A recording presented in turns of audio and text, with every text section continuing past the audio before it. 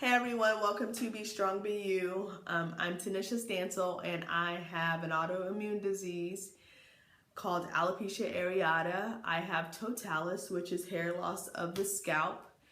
And welcome to the blog. Thank you for everyone who's been touching base, still viewing on Facebook, still reaching out to make sure I'm here. And I have been procrastinating. I knew I had to start talking about my grandmother in this post. So I'm going to do two things. The first thing is I am going to begin talking about my grandmother, but this post would go super long if I completely told the story. So I'm going to do it in two folds. So the first part, I am going to talk about her, Barbara J. Talton. My grandmother was, for a long time, I was her only granddaughter. For those who don't know, my grandmother had a child and she died at birth, and it was a little girl. She had a little girl and a little boy. So for a long time, I thought my grandmother just treated me as though I was her little girl, and she used to always have me in the most frilliest dresses and the most, frilliest little socks. And I mean, she just, when I had hair, would make sure I had little barrettes and spoiled me like I was my grandma's baby. As I grew up, my grandmother was the host of me and my childhood friends. She used to always make sure we all could spend the night, and she just treated us all like little princesses, and made sure we all smelled good, we all dressed nice, take us to get clothes, we stayed up, we ran around, we giggled, and I can't thank her enough for that, because she really gave me the opportunity to have like sisters that I never had, especially being the oldest. For anyone who knew my grandmother, they knew she was, she liked to host things. She was full of personality, a lot of attitude. She was a musician, but most of all, she was about service and giving to others and being helpful to others. And she was a very good friend to those that she considered her friends and to those in need. My grandmother just loved to help others as far back as I can remember. And she introduced me to being in the choir. She was the foundation of our church, having a children's choir and an adult choir. And she made us all sing. She was such a believer in us.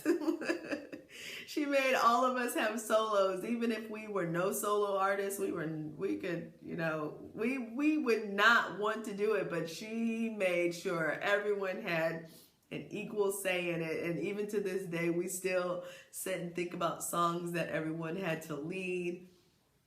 I remember there was times I really didn't want to lead songs, and I'd be standing in her living room and she'd be trying to tell me to sing the part, and I'd just start crying, and she would just be like, well, go to bed then. And she'd be so mad at me, but I wouldn't want to disappoint her, so I'd wipe my tears and I'd go back to doing it. And then I got into choir directing, and I started out with one little song. First doing children's choir, and then one song for the adult. And then it just evolved into me directing all the way through high school, and I absolutely loved it. And I can only thank my grandmother for pushing me into that and helping me persevere with that, because it really did become something I enjoy, and even as an adult now, it's something that I definitely miss. Throughout my life, my grandmother did not have the most healthiest habits of, eating and exercising. My grandfather had passed away when I was 6, so I didn't really have a time to really build a relationship with him. But from anyone that I knew that knew my grandfather, they say the same thing about him as I say about my grandmother, that he was wonderful and he was full of life, and he had a heart for serving others and serving God, and just being a true man of morals and integrity. And I see that for my grandmother. And so I wanted to say, I mean, if she was here, and I will get to that story. Um, my grandmother taught me as I grew up. She taught me how to drive. She I would always ask her questions, and she would talk about her checkbook and how to just live life and how to cook. Oh my gosh, how to cook. That was huge. How to I watched my grandmother. My grandmother never remarried after my grandfather passed away, so I watched my grandmother essentially be an independent woman and persevere through life. And yes, she had us as her grandchildren there with her, but she did everything. She loved her family. She loved to travel.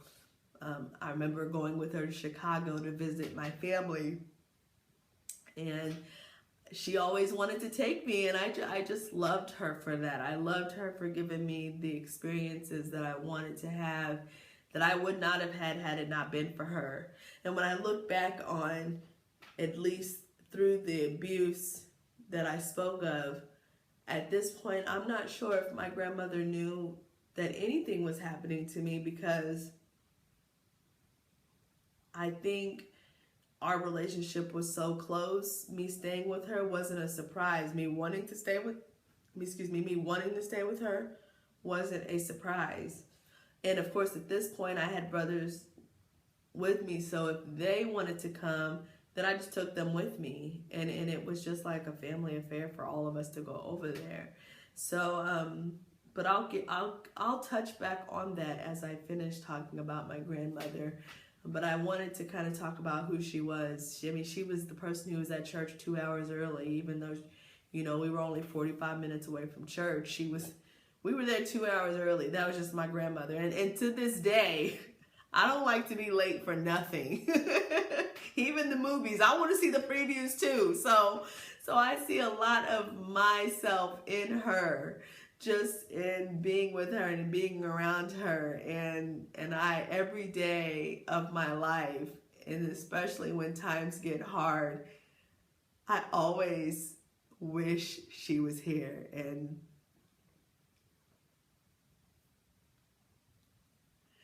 because sometimes I want to know what advice would she have for me. And when times are good, I would want to hear her say that she's proud of me. So ending on that note, I want people, as we move into this holiday season, to be mindful of people who have lost loved ones, or people who go through non-traditional holidays, because I have a non-traditional holiday. Me and my sisters, we make the best of it, and we have a grand old time. We are not going to let the decisions of others dictate how we live our lives, and the memories and the traditions we will create for our children, simply because the people we love are no longer here, because God has called them home, and the people that are here and that are left here, unfortunately, it wouldn't be a happy Thanksgiving or a happy holiday season. And so we have chosen to have non-traditional holiday seasons. So please be mindful, because not everybody has a happy situation to go to, or happy plans to go to. But me and my sisters, we know we will hook up, and we will chow down, and we will laugh, and we will sleep and eat and shop and do everything just like everyone else. And so I think it was hard for me, because my grandmother's death was in the month of October. And every October, I remember, and I'll get to that story and I'll tell you, I remember everything like clockwork, and you never forget it. But I am thankful for the time that I had. And so this Thanksgiving, I will be thankful for my time with my grandmother. For the other half of the time, I'm going to read, as I've been getting emails in about people from high school and how they felt about me having alopecia, I want to read some of those to you. I can't read them all because some of them are long, but I'm going to read the first one to you guys tonight. And the first one is from a high school classmate named Sara. And of course, if you guys went to high school with me, you know who she is. So just cut it out. Just cut it. All right. So she said she did. I don't know if I should post this story to your wall or not. So here goes. I was a freshman in high school when I started dating Matt, of course. And one day I loved your new hair and wanted to tell you about it. While I touched it, you got very angry at me and started screaming, "What are you doing?" I do not even know how I reacted. I'm sure I either stood there dumbfounded or I shouted off at the mouth. Either way, I'm sorry. I had no idea at the time because I really thought that year was the first year I'd ever met you. And I remember Matt telling me later that in a car about why you would not want me to touch your hair. I always wanted to talk to you about the situation, but I did not think I ever did out of fear of rehashing the situation and because we never really talked in private. So here I am. I remember the day crystal clear. I am sorry that I upset you that day, even if it was on accident. I think you're beautiful in your natural #bald beauty state. And I think it's very brave of you to have a blog and discuss all of those things.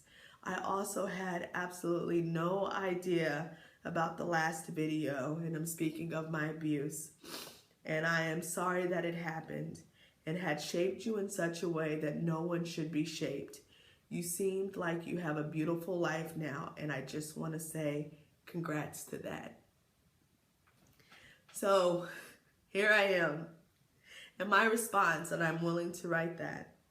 Oh my gosh, yes, in high school, I was just an emotional mess about my hair. And it's funny you remember that because in high school, I talk about my insecurities, just built up anger. It's funny, but thoughtful that my peers knew growing up my hair struggles, but I can appreciate you all attempting to make me feel good by not addressing it. I swear I was protective about my hair like that all the way through college and beyond. Thank you for sharing your moment. I am prepared and have had many people share memories with me here on Messenger and my page. And just as I plan to talk about what I went through, I also plan to speak about my own wrongdoings and the hurt I imposed on others through my anger. Of course, I accept your apology. But I too want to apologize as well. I guess at that time I may not have known what I was doing was wrong, but whether unintentional or not, wrong is wrong. I appreciate your support. It's difficult to get through, but once I say it, it's no longer hidden, and I'm feeling better about not holding it in any longer. So thank you, Sara.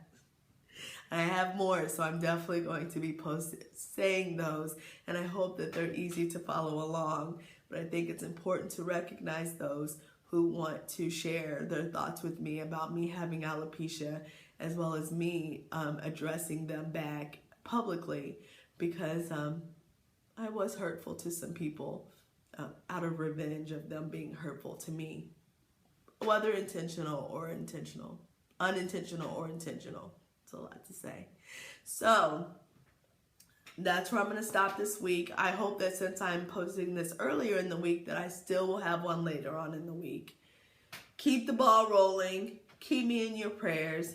Keep sending me your emails, your pictures. I'm going to start posting those pictures of people in blue. Thank you so much. This sign is alopecia areata. So if you do see it, this is AA. So if you want to send me one, alopecia areata, awareness or alopecia areata awareness, doesn't matter. I'll take them all in blue, or just those. Have your little ones do them. They're so cute. I have one with one of my friends and her little boy. Can't wait. So I love you all dearly. Thank you for watching. Thank you for your support, and keep sending in your information. If you're in St. Louis, we will be starting our St. Louis group for National Alopecia Areata Foundation, and I'm super excited. So please send me an email or a message about that, and I will get the official information to you, and we hope to be meeting very, very soon. So until then, be strong and be you. Have a good week.